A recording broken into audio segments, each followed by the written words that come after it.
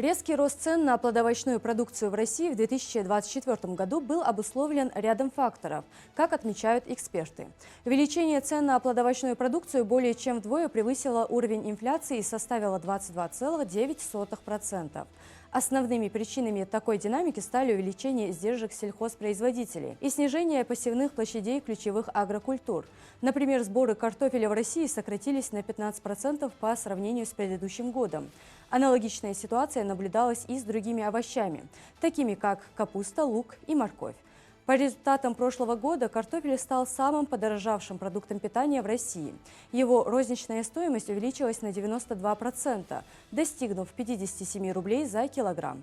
Репчатый лук и белокочанная капуста также значительно подорожали. Самыми же дешевыми продуктами стали гречневая крупа и куриные яйца, чья стоимость снизилась на 14,8% и 11,16% соответственно.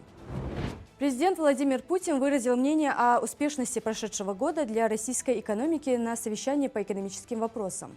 Он отметил, что благодаря просчитанным и ответственным действиям государства и делового сообщества ключевые макроиндикаторы находятся в положительной зоне. Путин также отметил, что дополнительные нефтегазовые доходы российской казны в прошлом году составили 1,3 триллиона рублей, а нефтегазовые поступления увеличились на 26%, достигнув 25,6 триллионов рублей.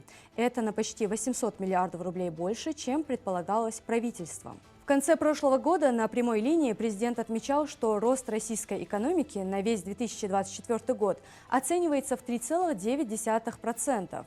Он выразил уверенность в достижении этого показателя, отметив, что рост может достичь даже 4%.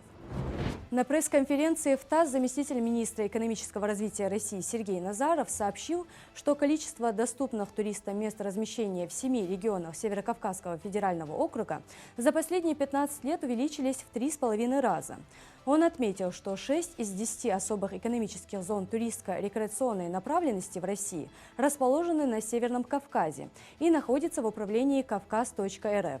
Ранее заместитель полномочного представителя президента России в Северо-Кавказском федеральном округе Владимир Надыкта сообщил, что в 2024 году в СКФО отдыхало и лечилось около 10,5 миллионов человек. По его словам, в 2025 году регионы Северного Кавказа могут принять на 10% больше туристов, что свидетельствует о росте туристической привлекательности и развитии инфраструктуры для отдыха и лечения в этом регионе.